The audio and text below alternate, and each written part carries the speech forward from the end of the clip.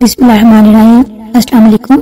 آج میں آپ کے ساتھ جنگ خندق کے 2 واقعات کا ذکر کروں گی جسے سن کر آپ کا ایمان مزید پختہ ہو جائے گا۔ جنگ خندق میں حضرت حذیفہ کی جاسوسی کا ایک واقعہ ہے۔ آپ رضی اللہ تعالیٰ عنہ سے ایک شخص نے جو کوفے کا رہنے والا تھا کہا کہ اے ابو عبداللہ، تم بڑے خوش نصیب ہو کہ تمہیں رسول اللہ صلی اللہ علیہ وآلہ وسلم کو دیکھا اور ان کی مجلس میں بیٹھا کرتے ہو۔ تم کیا کیا کرتے تھے؟ حضرت حذیفہ رضی اللہ تعالیٰ عنہ نے فرمایا، واللہ ہم جان نثاروں کیا کر سکتے تھے۔ نوجوان فرمانے لگا، سنیے چچا، اگر ہم حضور صلی اللہ علیہ وآلہ وسلم کے زمانے کو پاتے تو واللہ آپ کے پاؤں بھی زمین پر رکھنے نہ دیتے۔ آپ رضی اللہ تعالیٰ عنہ نے فرمایا، بھتیجے لو ایک پہ واقعہ سنو۔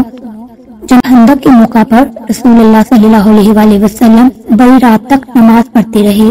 فارغ ہو کر دریافت فرمایا کہ کوئی ہے جو جا کر لشکر کفار کی خبر لائے۔ اللہ کے نبی صلی اللہ علیہ وآلہ وسلم نے یہ وعدہ کرتا ہے کہ وہ جنت میں داخل ہوگا۔ کوئی کھڑا نہ ہوا کیونکہ خوف کی، بھوک کی، سردی کی انتہا تھی۔ پھر آپ صلی اللہ علیہ وآلہ وسلم دیر تک نماز پڑھتے رہے۔ پھر فرمایا، ہے کوئی جو جا کر یہ خبر لائے کہ مخالفین نے کیا کیا ہے؟ اللہ کے رسول صلی اللہ علیہ وآلہ وسلم اسے مطمئن کر دیں گے اور وہ ضرور واپس آئے گا، اور میری دعا ہے کہ اللہ تعالیٰ اسے جنت میں میرا رفیق کرے گا۔ اس بار بھی کوئی کھڑا نہ ہوا، اور کھڑا بھی کیسے ہوتا؟ بھوک کے مارے پیٹ کمر سے لگے ہوئے تھے، سردی کے مارے دانت بج رہے تھے، خوف کے مارے پانی ہوئے جا رہے تھے۔ بلاخر میرا نام لے کر رسول اللہ صلی اللہ علیہ وآلہ وسلم نے آواز دی، اب تو کھڑا ہوا بغیر کوئی چارہ نہ تھا۔ فرمانے لگے، حذیفہ تو جا اور دیکھ کے وہ اس وقت کیا کر رہے ہیں، دیکھ جب تک میرے پاس واپس نہ پہنچ جائے کوئی نیا کام نہ کرنا۔ میں نے بہت خوب کہہ کر اپنی راہ لی اور جرأت کر مشرق میں گھس گیا۔ وہاں جا کر عجیب حال دیکھا کہ دکھائی نہ دینے والا اللہ کے لشکر اپنا کام پھرتی سے کر رہے ہیں۔ چولہوں پر دیگیں ہوا نے الٹا دی ہیں، خیموں کی چوبیں اکھڑ گئی ہیں، آگ جلا نہیں سکتے اور کوئی چیز انہیں اپنے ٹھکانے پر نظر نہیں آئی۔ اسی وقت ابو سفیان کھڑا ہوا اور با آواز بلند آواز میں کہنے لگا کہ اے قریشیو، اپنے ساتھیوں سے ہوشیار ہو جاؤ، اپنے ساتھیوں کی دیکھ بھال کر لو، ایسا نہ ہو کوئی غیر کھڑا ہو۔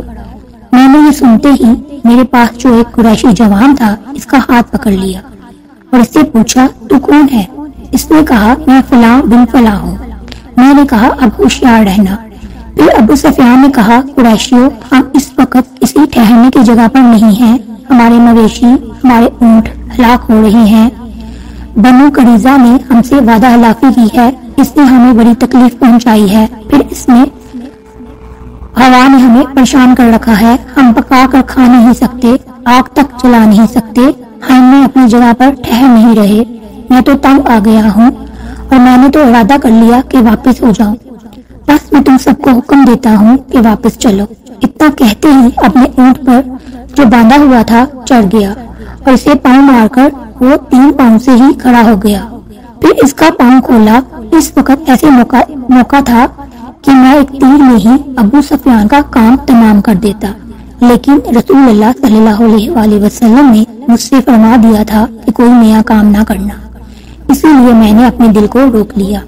اب میں واپس لوٹا اور اپنے لشکر میں آ گیا۔ جب میں اپنے لشکر میں پہنچا ہوں تو میں نے دیکھا رسول اللہ صلی اللہ علیہ وآلہ وسلم ایک چادر کو لپیٹے ہوئے ہیں جو آپ کی کسی زوجہ صاحبہ کی تھی، نماز میں مشغول ہیں۔ آپ نے مجھے دیکھا اور اپنے پیروں کے درمیان بٹھا لیا اور چادر مجھ پر بھی اڑا دی، پھر رکوع اور سجود کیا اور میں وہی چادر اڑے بیٹھا رہا۔ جب آپ فارغ ہوئے تو میں نے سارا واقعہ بیان کیا۔ قریشیوں کے واپس لوٹ جانے کی خبر جب قبیلہ غفان کو پہنچی، انہوں نے بھی سامان باندھا اور واپس لوٹ گئے۔ روایات میں ہے، حضرت حذیفہ رضی اللہ تعالیٰ عنہ فرماتے ہیں کہ جب میں چلا تو باوجود کڑکے کی سردی کے قسم اللہ کی مجھے یہ محسوس ہوتا تھا کہ گویا میں کسی گرم حمام میں ہوں۔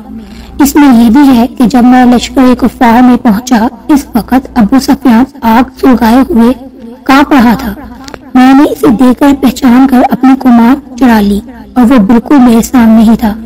ناممکن تھا کہ میرا نشانہ حالی جائے، لیکن رسول اللہ صلی اللہ علیہ وآلہ وسلم کا یہ فرمان یاد آ گیا، کوئی ایسی حرکت نہ کرنا کہ وہ چوکنا ہو کر جائیں، اور میں اپنا ارادہ ترک کر دیا۔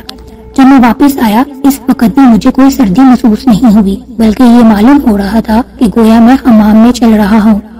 ہاں، جب رسول اللہ صلی اللہ علیہ وآلہ وسلم کے پاس پہنچ گیا، بڑے زور کی سردی لگنے لگی اور میں کپکپانے لگا، تو نبی پاک صلی اللہ علیہ وآلہ وسلم نے اپنی چادر مجھ کو اڑا دی، اور میں جب اوڑھ کر لیٹا تو مجھے نیند آ گئی اور میں صبح تک سویا رہا۔ پھر صبح خود رسول اللہ صلی اللہ علیہ وآلہ وسلم نے مجھے یہ کہہ کر جگایا کہ اے سونے والے، بیدار ہو جا۔ اور روایت میں یہ بھی ہے کہ جب اس تابعی نے کہا کہ کاش ہم رسول اللہ صلی اللہ علیہ وآلہ وسلم کو دیکھتے اور آپ کے زمانے کو پاتے، تو حذیفہ رضی اللہ تعالیٰ عنہ نے کہا کہ کاش تم جیسا ایمان ہمیں بھی نصیب ہوتا کہ باوجود نہ دیکھنے کے پورا اور پختہ عقیدہ رکھتے ہو۔ دوسرا واقعہ، حضرت جبران رضی اللہ تعالیٰ عنہ بیان کرتے ہیں کہ جب خندق کھودی گئی تو میں نے نبی پاک صلی اللہ علیہ وآلہ وسلم کو بھوکا پایا۔ میں اپنی بیوی کے پاس آیا اور پوچھا کہ تیرے پاس کچھ ہے؟ اس نے ایک تھیلا نکالا جس میں ایک مٹھی جو تھے، اور ہمارے پاس ایک بکری کا بچہ تھا جسے ہم نے پالا ہوا تھا۔ میں نے اسے ذبح کیا اور میری بیوی نے آٹا پیسا۔ میں نے اس کا گوشت کاٹ کر ہنڈیا میں ڈالا اور اس کے بعد رسول اللہ صلی اللہ علیہ وآلہ وسلم کے پاس لوٹا۔ بیوی نے کہا کہ حضرت صلی اللہ علیہ وآلہ وسلم اور آپ کے صحابہ کے سامنے مجھے رسوا نہ کرنا، یعنی زیادہ آدمیوں کی دعوت نہ کر دینا۔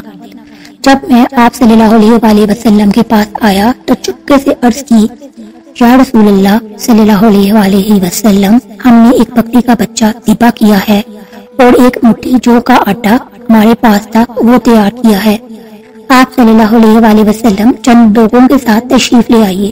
یہ سن کر حضور صلی اللہ علیہ وآلہ وسلم نے کہا اور پکارا، اے خندق والو، جبران نے تمہاری دعوت کی ہے، لہذا چلو۔